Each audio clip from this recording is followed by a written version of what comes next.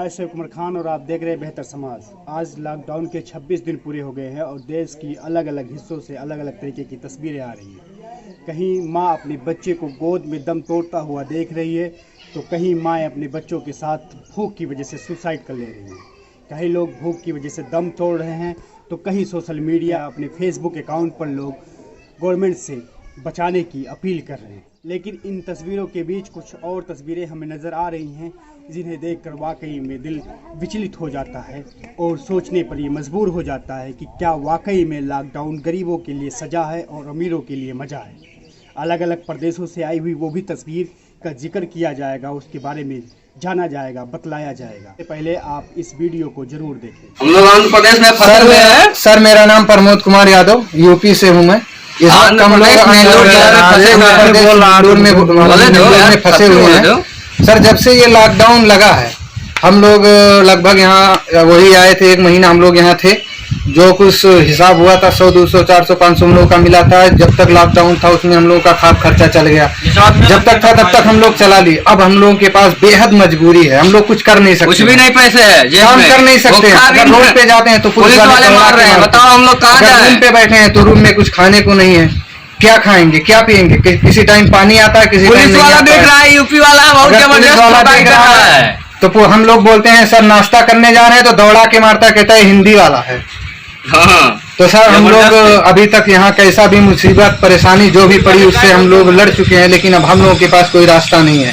आपने इस वीडियो को देखा भी और समझने की कोशिश भी की इन लोगों के दर्द क्या हैं। ये लोग आंध्र प्रदेश में फंसे हुए हैं और इस वीडियो को मेरे एक यूट्यूबर साथी इमरान भाई बेहतर समझो के होस्ट ने मुझे सेंड किया और मैंने देखा तो मुझे लगा कि इस पे वीडियो बनानी चाहिए। यूपी में जो गुजरात के लोग फंसे हुए थे उन्हें बस के माध्यम से उनके घरों तक भेज दिया गया, लेकिन जो गुजरात, महाराष्ट्र या अन्य प्रदेश में लोग फंसे हुए हैं उन्हें ना तो यूपी भेजा गया, ना झारखंड और ना ही बिहार। यहाँ तक कि कई ऐसे जगह हैं जहाँ उन तक राशन भी नहीं पहुँच पा रहा है, जिसकी वजह से वो भूख से तड़प रहे हैं और बिलबिला रहे हैं और वो सरकार से वीडियो बनाकर अपने आप को बचाने की गुहार लगा रहे हैं कि जितनी जल्दी से जल्दी हो सके हम लोगों का भी ध्यान दिया जाए, क्योंकि हमारे यूपी के श्रीमान महोदय योगी आदित्यनाथ जी का कहना था कि हमारे उत्तर प्रदेश का कोई भी भाई या कहीं का भी रहने वाला है, कहीं का भी निवासी है और जहां कहीं भी फंसा है पूरी तरह से उसका ध्यान दिया जाए।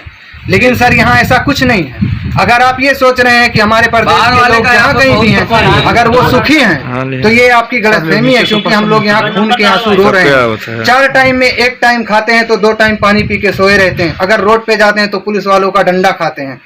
सर ये कहाँ का नियम है कि अगर हमारे पेट में भूख लगी है तो पुलिस का डंडा खा के पेट भर लें? कुछ लोगों को अगर बुखार है हम लोग दवा लेने नहीं जा सकते हैं, क्यों नहीं जा सकते? हाँ मानते हैं कि लॉकडाउन लगा है तो हम लोगों को रूम में राशन, चावल, दाल जो कुछ भी होता है, गैस है, वो कुछ भी दें। हम लोग ये नहीं कह रहे कि हम लोगों को कोई भोजन बना के देके जाए, हम लोगों को राशन का प्रबंध किया जाए, हम लोग अपने हाथ से बना खा लेंगे। अब सर ये भी नहीं है तो हवा पी के तो जी नहीं सकते हैं, कैसा भी करके हम लोग का कोई व्यवस्था किया जाए, क्योंकि अब हम लोगों के पास कोई रास्ता नहीं, हम लोग कुछ कर नहीं सकते, एकदम बेहद हम लोग मजबूर हो चुके हैं। फंसे हुए हैं। नेल्लोर जिला में हम लोग हैं और यहाँ के पुलिस प्रशासन से हम लोग बोले थे वो 1 टाइम में 2 किलो चावल और 1 किलो आलू यही सब दे के चले गए। आप बताइए कितने लोगों में 2 दिन दिए हैं तो 2 दिन का 2-3 किलो चावल में क्या होता है? सब भूजे की भांति चबा गए उसको खड़ा ही। हम ऊपर आए, जा रहे थे बनाने, देखे कुछ है ही नहीं, बोले अरे सब थोड़ा थोड़ा चबा के सब खत्म हो चुका है। आप लोग कितना आदमी है? हम लोग लगभग 40 से 45 हमारे रूम पे है, नीचे में है। अगर नीचे जाते हैं तो दौड़ा के मारते हैं। सर कब तक हम लोग ऐसे जिएंगे? तो इसीलिए हमारे श्रीमान महोदय योगी आदित्यनाथ जी से रिक्वेस्ट है, मेरी प्रार्थना है कि जल्द से जल्द जितनी जल्दी हो सके हम लोगों का ध्यान दें। अभी जो यूपी सरकार की एक पहल देखने को आई है वो तारीफ के लायक है, लेकिन उस पर सवाल भी खड़े होने चाहिए, क्योंकि सवाल खड़ा करना ज़रूरी है।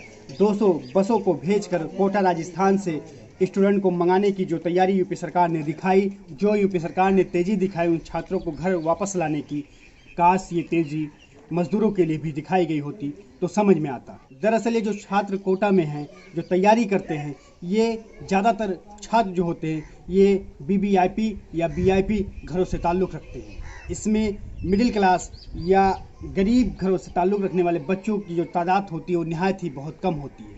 इसमें आपको गवर्नमेंट जॉब के टीचर्स के बच्चे मिल जाएंगे, डॉक्टर के बच्चे मिल जाएंगे, विधायक के रिश्तेदार विधायक के बच्चे, एमपी के रिश्तेदार एमपी के बच्चे, मंत्रियों के बच्चे मिल जाएंगे जो राजस्थान में तैयारी करते हैं। इसलिए ये हाई प्रोफाइल घरों से ताल्लुक़ रखते हैं, इसलिए सरकार ने इन्हें मंगाने में बहुत ज़्यादा तेज़ी की और 200 बसों को रवाना किया और छात्रों को घर वापस लाने के लिए। लेकिन इन मज़दूरों का क्या होगा?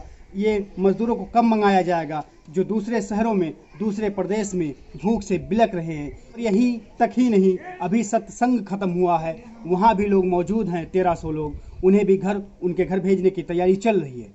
और सिर्फ यहाँ तक की बात ना की जाए, बात ये भी करनी बहुत ज़रूरी है। कर्नाटक में शादियाँ हो रही हैं जो सरकार में हैं, जो सरकार के साथ हैं, उनके बच्चों की शादियां हो रही है, लेकिन गरीब बच्चों की जब शादियां या बारात निकली है तो शायद आपको वो तस्वीर भी दिखी होगी जहां दूल्हे को मुर्गा बनाया गया, दूल्हे के गले में एक तख्ती भी टांगी गई होगी लिखकर कि मैं समाज का दुश्मन हूं। लेकिन क्या इन अमीरों के लिए ये कानून नहीं है? क्या वो शादियां भी कर सकते हैं?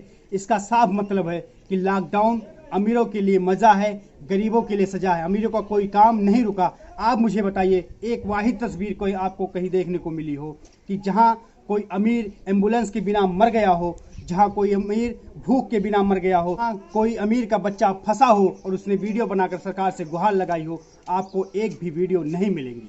मरा तो गरीब है और मरना इन्हीं को है, क्योंकि इनके लिए सरकारों के दरवाजे जो हैं हमेशा बंद थे और आज भी बंद हैं। सरकारें इनके लिए दरवाज़ा खोलना जरूरी नहीं समझती। अमीरों के बच्चों को तो फ्लाइटों से मंगवा लिया जाता है, लेकिन इन्हें मंगवाने के लिए सरकार ना तो सोचती है, ना ही कोई रास्ता निकालने की कोशिश करती है। मैं सरकार से गुजारिश करता हूं कि इन लोगों के भी दर्द को समझा जाए और इन लोगों को इनके घरों तक वापस लाया जाए। आप वीडियो का आखिरी पहलू देखिए और समझिए कि ये लोग किस हद तक इतने ज़्यादा परेशान हैं कि ये सुसाइड करने की भी धमकी दे रहे हैं। सर हैं, लेकिन जब से लॉकडाउन लगा है सर हम लोग काफ़ी बेहद मजबूर और काफ़ी परेशान हैं। हम लोगों के लिए यहाँ कोई व्यवस्था, कोई सुविधा नहीं दी जा रही है। सर अगर हम लोग नीचे उतर कर एक बिस्किट के लिए जाते हैं तो हम लोगों की बेहद धुलाई होती है, और जहाँ तक धुलाई होती है जहाँ हम लोग सोते हैं। सुबह में अभी हम लोग पानी लाने जा रहे थे, लेकिन पुलिस वाले बेहद हम लोगों को दौड़ा कर लेके आए। हम लोग दरवाज़ा बंद कर लिए थे और हम लोगों के साथ काफ़ी बेहुदा सलूक किए हैं वो लोग। हम लोग कैसे जिए, कैसे खाएं, क्या पिएं, क्या खाएं, यहाँ किसके सहारे हम लोग यहाँ जी सकते हैं? सर हम लोगों को यहाँ कोई सुविधा नहीं दी जा रही है। आपसे मैं ये अनुरोध करता हूँ कि सर हम अपनी बिल्डिंग का एड्रेस और अपने यहाँ के जो सीएम है, हमारे यहाँ जो नज़दीकी पुलिस स्टेशन है, यहाँ का मैं एड्रेस आपके पास भेज रहा हूँ। आपसे मेरा अनुरोध है कि कुछ ना कुछ कीजिए। हम लोग किसके सहारे यहाँ जिए, कैसे जी पाएंगे हम लोग? और अगर कुछ नहीं हो रहा है तो सर 24 घंटे का टाइम मैं दे रहा हूँ। 24 घंटे के अंदर या तो हम लोग खुदकुशी करेंगे या पैदल फिर यूपी आने का ठान के बैठे हैं।